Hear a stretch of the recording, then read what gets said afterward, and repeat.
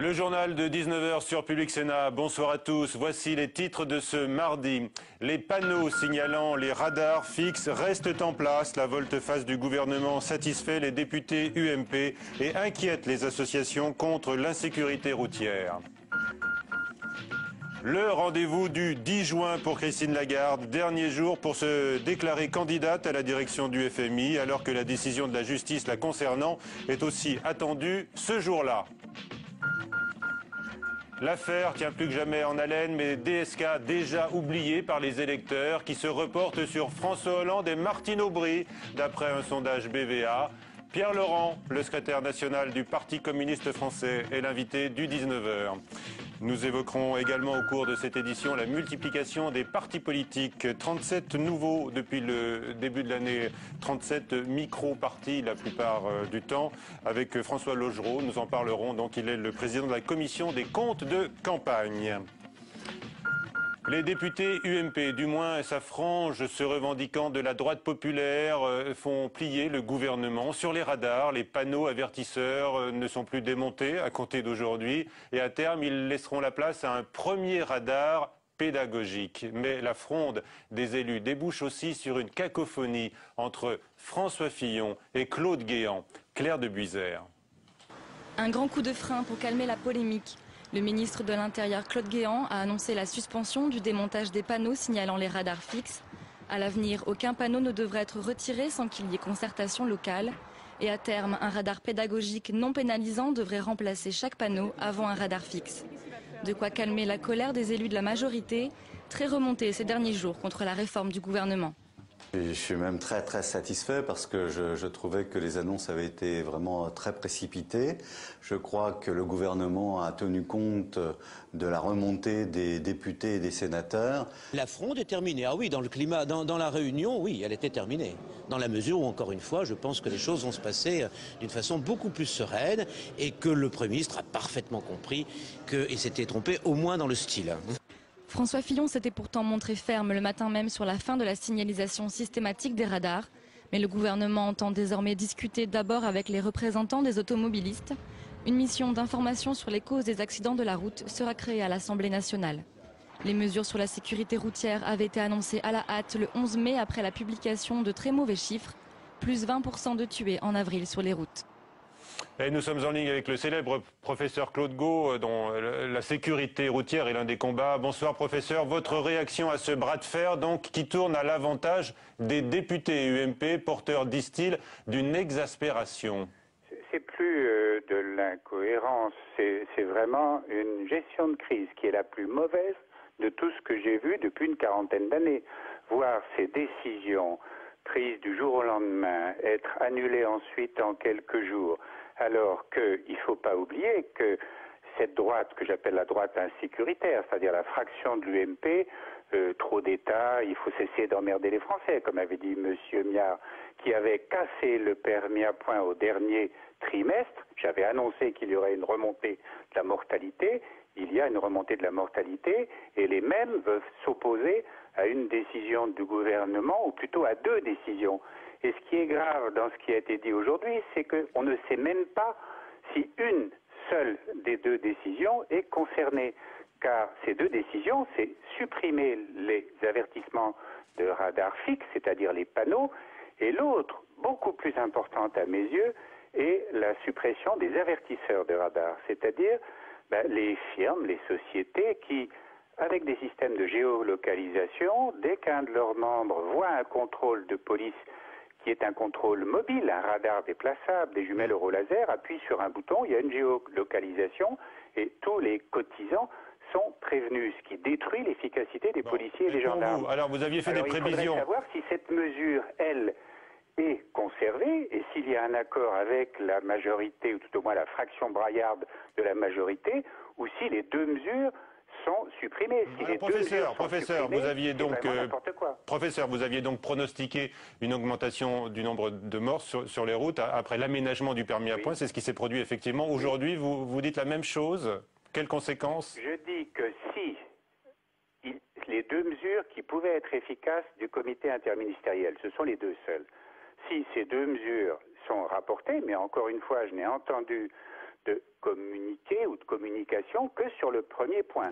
Si ces deux mesures sont supprimées, il n'y aura pas de retour vers une diminution du nombre de morts. Il y aura 10 ou 15% de tués en plus à la fin de l'année. Et quand la facture des assureurs arrivera chez les usagers, il n'est pas évident qu'ils seront aussi satisfaits de leurs députés que ceux-ci le prétendent. Merci, professeur Gaud, donc d'avoir réservé à Public Sénat ce soir votre première réaction. Calendrier serré pour Christine Lagarde. La justice doit dire le 10 juin si elle enquête sur la ministre de l'économie dans l'affaire Tapie, alors que ce jour marquera également la clôture des candidatures pour succéder à DSK au FMI. Margot Brio. Une date cruciale pour Christine Lagarde. Le 10 juin, la ministre de l'économie devra choisir entre Bercy et une éventuelle candidature à la tête du FMI. Mais la justice pourrait brouiller les cartes. Car, ironie du sort, c'est le 10 juin aussi que la Cour de justice décidera ou non l'ouverture d'une enquête sur Christine Lagarde, suspectée d'abus d'autorité dans l'arbitrage de l'affaire Tapie. Le calendrier est serré pour la ministre, mais à droite, elle reste la candidate favorite. On n'a strictement aucun rapport avec sa candidature au Fonds monétaire international. Le dossier litigieux porte sur la revente d'Adidas en 93, revente dans laquelle Bernard Tapie se disait floué par le Crédit Lyonnais. À l'initiative de Christine Lagarde, l'État avait alors abandonné la voie judiciaire pour s'en remettre à un arbitrage privé. L'homme d'affaires avait empoché 285 millions d'euros. Le dossier pourrait contrarier la candidature de Christine Lagarde, d'autant que pour la gauche, derrière la ministre, plane l'ombre de Nicolas Sarkozy, ami de l'homme d'affaires. On a l'habitude avec le président Sarkozy souvent de petits arrangements entre amis. À partir du moment où ça concerne une espèce de détournement d'argent public vers des individus et que ça concerne des sommes extrêmement importantes qui choquent tout le monde, bien entendu que c'est une affaire d'État. Tout se jouera pour Christine Lagarde dans 2 semaines. D'ici là, Nicolas Sarkozy pourrait soutenir la ministre de l'économie. À ce jour, la patronne de Bercy n'est toujours pas officiellement candidate pour remplacer à New York Dominique Strauss-Kahn.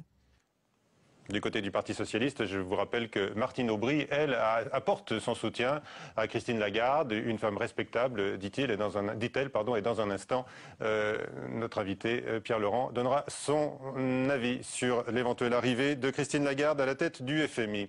Environ 500 vols annulés aujourd'hui en Europe en raison du nuage de cendres islandais. De fortes concentrations ont été enregistrées sur le nord du Royaume-Uni notamment. Mais le panache craché par le volcan diminue. La France doit être épargnée jusqu'à vendredi. Mais même ce jour-là, nous dit-on, il n'est pas prévu de fermer le ciel. Le Gotha mondial d'Internet à Paris, en prélude au G8, les patrons de Facebook, encore Google, ont écouté ce matin Nicolas Sarkozy célébrer un vecteur de liberté, mais aussi plaider pour un minimum de règles. On écoute le chef de l'État. Ne laissez pas la révolution que vous avez lancée porter atteinte aux droits élémentaires de chacun à une vie privée, à une pleine autonomie. La transparence totale, celle qui ne laisse jamais l'homme en repos, se heurte tôt ou tard au principe même de la liberté individuelle. N'oubliez pas que derrière l'internaute anonyme, il y a un citoyen bien réel qui évolue dans une société, une culture, une nation organisée à laquelle il appartient et aux lois de laquelle il adhère. N'oubliez pas que c'est dans l'engagement de vos entreprises à contribuer équitablement aux écosystèmes nationaux que sera appréciée la sincérité de votre promesse. Ouais, les professionnels du net se sont surtout réjouis de leur poids économique croissant. La France est sur ce plan-là en retard. Patrick Jean-Pierre. Le poids, l'impact et les enjeux d'Internet dans l'économie sont majeurs.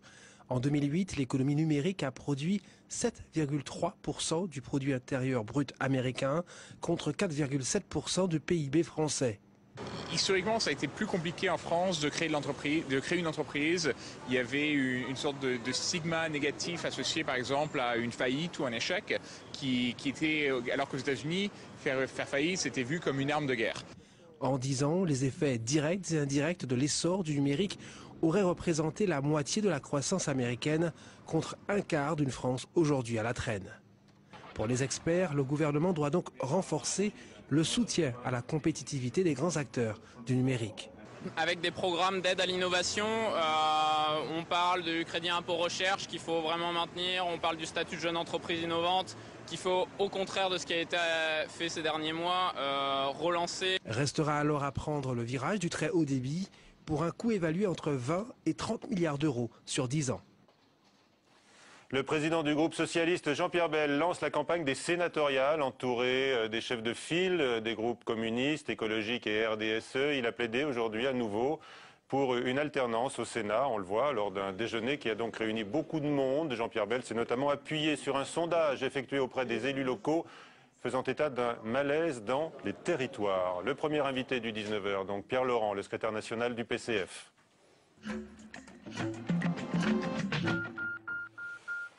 Pierre Laurent, bonsoir. Bonsoir. Merci d'être avec nous. Eh bien, parlons des sénatoriales, justement, le 25 septembre, avant la présidentielle. Et elles vous mettent à l'épreuve de l'union avec le parti de gauche de Jean-Luc Mélenchon. C'est vrai ?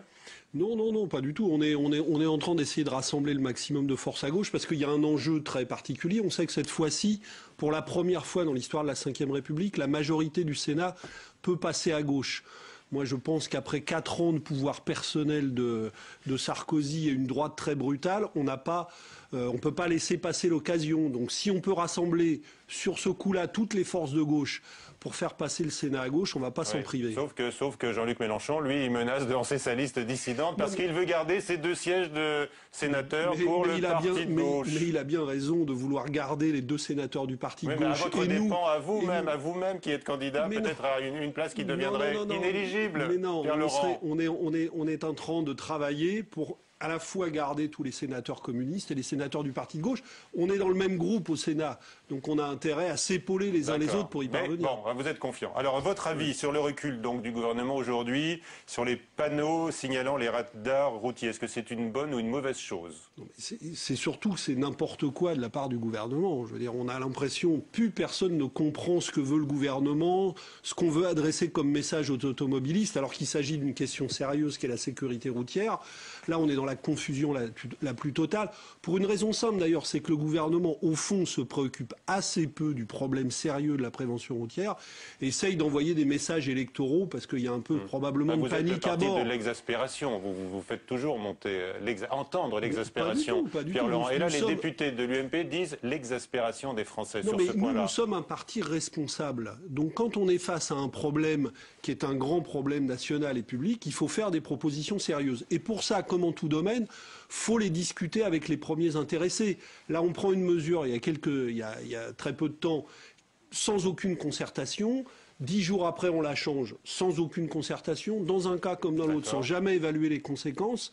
C'est du grand n'importe quoi. D'accord, mais vous, par exemple, sur le principe, est-ce qu'il faut enlever les panneaux qui avertissent des radars, oui ou non? Moi, je ne crois pas qu'il faille les enlever. Je ne crois pas qu'il faille les enlever parce que ça fait partie des mesures de prévention. Mais au fond, d'une manière générale, le problème, c'est l'éducation à la conduite. C'est de ça dont on devrait s'occuper. La qualité du permis de conduire, l'éducation à la conduite.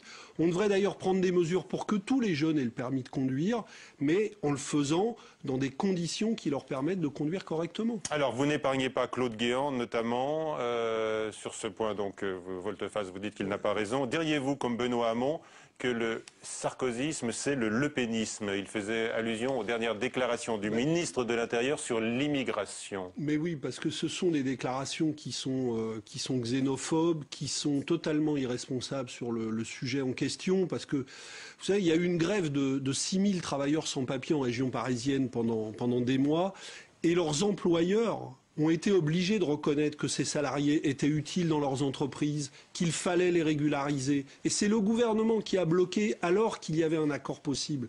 Finalement, cet accord a été obtenu. Il y a des critères de régularisation parce que ces travailleurs sont des travailleurs qui sont là depuis des années. Donc, tout le monde sait dans quelle entreprise ils travaillent, l'utilité dans la construction, dans la restauration. Donc les déclarations de Guéant, c'est de la démagogie pour essayer de courir après les lois du Front National. Pierre Laurent, vous n'êtes pas choqué que des Français chômeurs refusent certains emplois aujourd'hui parce qu'ils sont trop durs, écoutez, souvent? moi, je croise beaucoup de gens dans l'arrondissement que j'habite à Paris, dans le 20e arrondissement, qui est un arrondissement populaire où il y a un haut taux de chômage. Je ne croise pas tous les matins des Français ou des jeunes qui refusent d'aller travailler. Moi, je croise tous les matins des gens qui cherchent du travail et qui n'arrivent pas à en trouver. Donc arrêtons de nous agiter, soi-disant les Français qui ne voudraient pas travailler et les immigrés qui prennent leur boulot. Non, moi, je croise tous les matins des gens qui sont, pour les uns immigrés, pour les autres de nationalité française, majoritairement, et qui cherchent du travail. Le travail que certains Français ne veulent plus. Mais non, mais regardez, la ville de Paris, prenons les services du nettoiement, parce qu'on fait beaucoup de caricatures sur tout ça. Eh bien, il y a énormément de gens de nationalité française qui travaillent. Donc arrêtons d'opposer les uns aux autres. Il faut du travail pour tout le monde. De qui vous sentez-vous le plus près, François Hollande ou Martine Aubry? J'ai pas à choisir, moi, le candidat du Parti socialiste en plus. Attendons. Peut-être qu'il y en a un des deux dont vous vous sentez le plus proche. Non, mais en ce moment, il m'arrive de croiser assez souvent Martine Aubry parce que je suis en responsabilité à gauche. Physiquement, idéologiquement, il a plus vos faveurs que François Hollande? Non, moi, je ne choisirais pas. Je ne suis pas là. Moi, je suis en train de travailler à construire une candidature du Front de gauche. Je ne vais pas participer au choix du candidat socialiste. C'est à eux de le faire. Ça a l'air suffisamment compliqué comme ça pour eux. Ça a l'air suffisamment compliqué pour eux. Donc laissons-les choisir leur candidat. Bon, vous êtes en train de construire une candidature du Front de gauche, mais est-ce qu'elle s'impose vraiment? Est-ce que le débat est clos au Parti communiste? Oui, certains ont émis l'idée qu'il ne fallait pas se présenter au premier tour à la présidentielle, donc pour éviter un 21 avril. Non, mais bien sûr qu'il faut se présenter. Moi, je crois qu'une candidature Front de gauche est absolument indispensable. Parce que dans cette situation, dans la situation que nous connaissons, il n'y a pas plus urgent pour le Parti communiste que de rassembler le maximum de gens sur un vrai programme de gauche qui permettra d'augmenter les salaires, de reprendre le pouvoir sur les banques, de faire reculer le pouvoir des marchés financiers. Voilà, il faut un vrai programme de gauche porté par une candidature la plus unitaire possible. C'est pour ça qu'il faut une candidature Front de gauche. Et le Parti communiste, si le Parti communiste, qui est pourtant la force principale du Front de gauche, doit faire le geste que ce ne soit pas forcément un communiste qui porte ces couleurs-là pour permettre cette candidature de rassemblement, nous en discutons en ce moment, nous allons prendre la décision début juin, mais je crois que les communistes sont prêts à le faire dans l'intérêt d'une candidature unitaire et de rassemblement. De toute façon, on sent bien que rien n'arrêtera Jean-Luc Mélenchon, qui est déjà dans la posture du candidat. Le problème, c'est pas qu'il s'arrête ou qu'il s'arrête. Non, absolument pas. Le problème, c'est pas qu'il s'arrête ou qu'il s'arrête pas, c'est qu'il fasse un score qui soit utile à la gauche. Donc pour ça, Jean-Luc Mélenchon, comme nous, avons intérêt à nous rassembler, à ce que ce soit le résultat d'un accord collectif. Hier, Jean-Luc Mélenchon a dit qu'il rêvait d'une espèce de rébellion sociale en France à l'espagnol. Vous le rejoignez aussi sur ce terrain-là? Mais la rébellion sociale, elle a eu lieu. À l'automne dernier, elle a eu lieu à l'automne dernier sur les retraites. Que le gouvernement n'ait pas voulu entendre le message des Français, il le paye d'ailleurs très cher, on voit bien dans les enquêtes d'opinion. Ça, c'était hier et demain, aujourd'hui. Mais cette révolte sociale, elle est toujours là. Quand vous allez sur le terrain dans les entreprises, quand vous allez discuter avec des salariés sur les marchés, dans les villes, vous la sentez, la colère sociale, elle est là. C'est pas parce que les gens ne sont pas en grève ou sur les places qu'elle n'est pas là. Et je crois que les gens comprennent ce qui se passe en Espagne. C'est quelque chose qui est aussi extrêmement spectaculaire. C'est dans toute l'Europe qu'il y a la colère sociale. Dernière question, Christine Lagarde. Il faut-il une union sacrée en France de tous les responsables politiques pour aider la France à conserver la tête du FMI? Mais sûrement pas avec Christine Lagarde, qui risque de mener au FMI des politiques aussi dévastatrices que celles que mène le gouvernement en France. En Espagne, si les jeunes sont sur les places, c'est justement parce qu'ils sont en train de subir les effets de politiques qui sont recommandées par le FMI. Donc c'est absolument pas de ça dont on a besoin, et sûrement pas avec Christine Lagarde. Alors vous êtes content de voir l'élimination de DSK dans la campagne présidentielle française, parce qu'il portait cette politique-là. Content, c'est pas le mot, vu les conditions dans lesquelles ça s'est produit. Bien sûr, oui, mais tout le monde savait que c'était pas mon candidat favori à gauche. Ça, j'avais eu l'occasion de le dire. Mais les conditions dramatiques dans lesquelles il a été écarté, c'est pas une très bonne nouvelle pour la démocratie. Ça montre seulement que mener la campagne présidentielle sur le seul mode de chercher le ou la sauveur suprême, c'est sûrement pas la bonne manière de faire de la politique. Merci Pierre-Laurent, restez avec nous pour la suite du 19h, ça va vous intéresser. La démocratie, figurez-vous, se porte bien, même très bien en France, si l'on prend comme critère le nombre de partis, avec 37 de plus depuis le 1er janvier, avec une caractéristique que nous présente Sophie Normand avant d'accueillir nos invités. Champion de la création des micro-partis, l'UMP, presque chaque personnalité de la majorité présidentielle possède le sien, François Fillon, Jean-François Copé, Laurent Wauquiez et Éric Besson, pour ne citer qu'eux. Derrière ces petits partis se cachent des réalités très différentes. Des structures purement locales d'un côté avec des adhérents qui paient des cotisations et participent ainsi au fonctionnement du parti. C'est le cas de Paris Demain, créé en 1977. L'argent qu'on a chez nous, c'est que l'argent des élus qui participent à cette action et qu'on le met en sommeil lorsqu'il n'y a plus d'activité politique. On met en commun des moyens pour défendre des idées, et des idées qui vont sur la décentralisation, la nécessité de faire en sorte que Paris soit véritablement une commune comme les autres, avec les mêmes pouvoirs. De l'autre côté, des partis sans adhérents qui s'apparentent à de vraies machines à cash. Ils disposent des mêmes droits que les partis traditionnels comme l'UMP ou le PS. Ils peuvent présenter un candidat à une élection et recevoir des dons de particuliers, mais pas plus de 7 500 € par parti. Libre à celui-ci ensuite de transférer l'argent à un autre parti affilié. Une pratique qui contourne la légalité, révélée à travers l'affaire Woerth-Bettencourt. Les écoutes avaient montré que la milliardaire avait multiplié les dons auprès de l'UMP par l'intermédiaire de micro-partis, lesquels avaient reversé les sommes au parti présidentiel. Nos deux invités, François Logereau, le président de la Commission nationale des comptes de campagne et des financements politiques. Bonsoir, merci d'être avec nous. Et Bernard Maligné, ingénieur d'études au CNRS. Alors, François Logereau d'abord, cette profusion, est-ce un signe de vitalité démocratique ou un signe d'opportunisme financier? Bien, écoutez, c'est d'abord le résultat des règles très libérales que notre Constitution, il faut le rappeler tout de même, a prévu pour ce qui est de l'activité politique.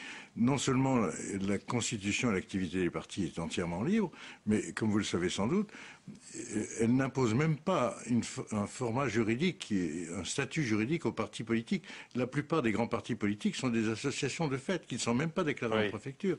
Donc il ne faut pas s'étonner que depuis qu'il y a un financement public, c'est-à-dire il y a une vingtaine d'années, on ait vu effectivement un grand nombre de partis naître et aussi disparaître aussi vite. Vous disiez tout à l'heure en introduction que depuis le 1er janvier 2010, pas 2011, depuis le 1er janvier 2010, il y avait 37 partis nouveaux. Mais pendant le même temps, il y a 60 partis qui devaient théoriquement nous déposer leurs comptes et qui ne les ont pas déposés. Pourquoi? Parce que la plupart d'entre eux ont purement et simplement disparu.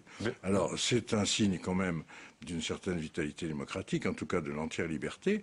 Et moi personnellement, et je crois que mes collègues de la Commission sont sur le même point de vue, il me semble qu'il vaut mieux que ces associations politiques soient déclarées sous forme de partis, présentent leurs comptes, qui sont transparents. Et d'ailleurs, je suis saisi en permanence de demandes de communication des comptes des partis, pas seulement le résumé qu'on publie à l'officiel, mais toutes les pièces du compte du parti, sauf la liste des donateurs. Parce que ça, c'est la protection de la vie privée. Ça, on n'a pas le droit de le révéler, ou alors ça arrive dans la presse à l'occasion d'affaires retentissantes parfois. Bernard Maligné, votre réaction sur cette multiplication des partis, et notamment de ces micro-partis. On a l'impression quand même souvent ce sont des coquilles vides au service d'un seul homme. Vous avez dit juste, monsieur Grossurot. À mon sens, je rejoins tout à fait l'analyse du président Logereau, mais ce sont d'une certaine manière, non pas des coquilles vides, mais en fait des clubs de réflexion qui apportent leur soutien à une personnalité sur le plan local et qui, il faut bien l'avoir à l'esprit, lui servent de support financier dans le cadre de ces campagnes électorales. Ce sont de véritables démembrements des grandes formations politiques, mais à mon avis, ils ne correspondent pas à la vieille définition qu'enseignaient les professeurs du Verger des partis politiques, parce que ce sont des structures qui sont attachées davantage à une personne plutôt qu'à des idées. Alors on a une interrogation, vous dites que ça permet évidemment de ramasser du financement local parfois, ou même national, quand il y a des personnages d'envergure, même le Premier ministre a son club, c'est un micro-parti. On dit aussi que ça peut être des structures pour financer les plus gros qu'eux. Monsieur Logereau a envie de dire quelque chose là-dessus. Écoutez, sur ce point, j'ai vu les commentaires, y compris dans tout le long de l'année dernière, sur ce sujet. Et nous, nos constatations, c'est que les flux financiers vont plutôt dans l'autre sens. C'est-à-dire, c'est plutôt les grands partis qui financent des partis satellites ou des partis de personnalités éminentes du grand parti pour leur rétrocéder en quelque sorte une partie de leur recettes, c'est-à-dire leur financement public, quand eux-mêmes, enfin le petit parti n'y a pas droit directement. Pourquoi ces élus, ces hommes politiques ont besoin d'un financement particulier? Ils ne peuvent pas aujourd'hui mener leurs actions? Parce qu'ils veulent asseoir de façon solide leur notoriété, leur place dans leur circonscription. Il n'y a pas le souhait d'en tirer un avantage matériel? Leurs adversaires peuvent faire la même chose. Un avantage personnel, vous voulez dire. Alors écoutez, nous ne sommes pas en mesure de le dire parce que nous n'avons pas accès aux détails des dépenses des partis. D'accord. Mais je pense que les limites de votre action, on en dira un mot. Mais les commissaires aux comptes exercent quand même une surveillance selon leurs normes professionnelles sur les dépenses des partis et leur justification. Bernard Malinier, vous suivez ça de très près. Est-ce que c'est un phénomène de droite et de gauche? Les micro-partis. Ou de gauche ou de droite? Plutôt à droite. Plutôt à droite. Et pourquoi? Pour des raisons diverses. Je pense que ça tient à la personnalité des personnalités politiques qui sont implantées sur le terrain, mais on peut faire la même remarque à gauche. Je crois que c'est davantage accentué dans les partis de droite. Si vous me permettez, je voudrais compléter ce qu'a dit le président Logereau pour vous donner quand même des ordres de grandeur. Je les ai amenés parce qu'on le sait rarement. Il faut peut-être rappeler quand même le montant du financement politique en France. Écoutez, c'est de l'ordre de un peu moins de 40... attendez, je dis pas de bêtises. 75 millions. 75 millions d'euros qui est réparti en deux fractions. La première est de l'ordre d'un peu moins de 35 millions d'euros et qui est accordée, d'une part, d'après mes calculs, à 14 formations politiques qui ont présenté des candidats dans 50 circonscriptions métropolitaines, d'une part, et d'autre part, à 28 formations politiques qui ont présenté des candidats dans les seuls départements d'outre-mer. Et alors, le second volet de l'aide publique, la deuxième fraction, est de l'ordre de 40 millions d'euros, et elle bénéficie à 22 partis qui bénéficient déjà de la première fraction de l'aide publique. Alors, François Logereau, on peut dire, et c'est aussi un signe de la démocratie, et c'est tant mieux, que les partis politiques, en France, du moins ceux qui ont beaucoup d'électeurs, parce qu'il y a une indexation, ne sont pas à plaindre. Écoutez, je pense que le système qui a été mis en place, qui finance à la fois les partis et les candidats, et ça c'est une particularité de notre système. Dans notre pays, tout le financement électoral passe par les partis constitués et reconnus. En France, on a voulu, et je pense que pour la démocratie ce n'est pas une mauvaise chose, que des candidats qui n'ont pas le soutien d'un grand parti puissent aussi tenter leur chance devant les électeurs. C'est pour ça qu'il y a un financement direct des campagnes électorales, avec un plafonnement des dons. Justement, la campagne présidentielle. Mais cette année, par exemple, je crois que, l'an prochain, quel sera le nouveau plafond? Il a été réévalué pour les dépenses. Il a été un peu réévalué.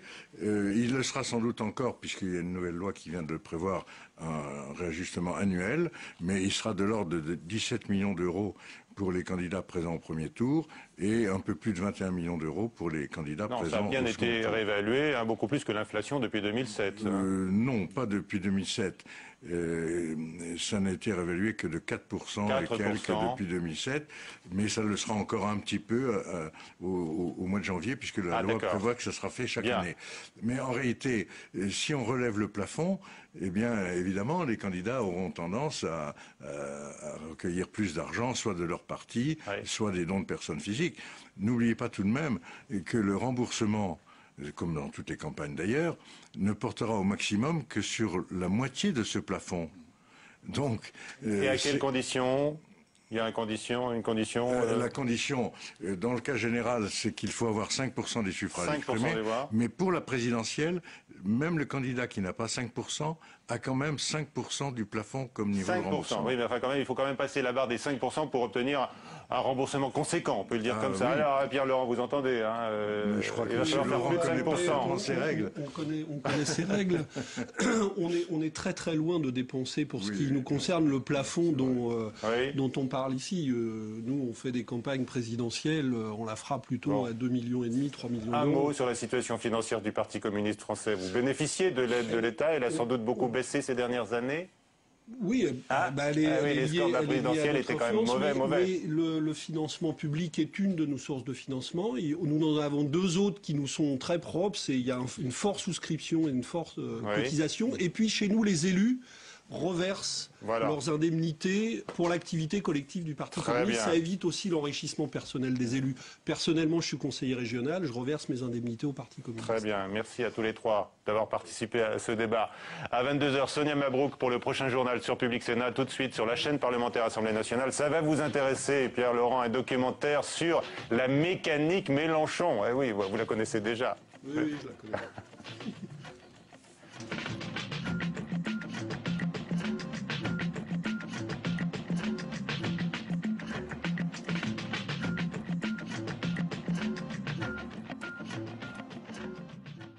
Je veux être le candidat du peuple français. Moi, il y en a d'autres qui sont dans un grand hôtel à bavasser ensemble. Moi, mon hôtel, c'est l'usine ici, avec Jean-Louis. Je vous promets, c'est un engagement, qu'à la fin de mon quinquennat, si vous me faites confiance, il y aura 5% de chômeurs, c'est-à-dire le plein emploi. En 2007, Nicolas Sarkozy avait su trouver les mots pour parler aux ouvriers. 4 ans plus tard, cet électorat se serait, nous dit-on, détourné de lui, comme d'ailleurs du Parti socialiste. Alors, comment les grands partis essayent-ils de reconquérir les ouvriers et plus largement les classes populaires? Comment mettent-ils en scène les traditionnelles visites d'usine et quels messages font-ils passer à travers elles? Cette semaine, nous déshabillons en tout bien, tout honneur, les politiques en bleu de travail. Déshabillons-les démêle le fond de la forme en revenant sur les mots et les images qui ont marqué l'actualité. Ce soir à 22h30 sur Public Sénat.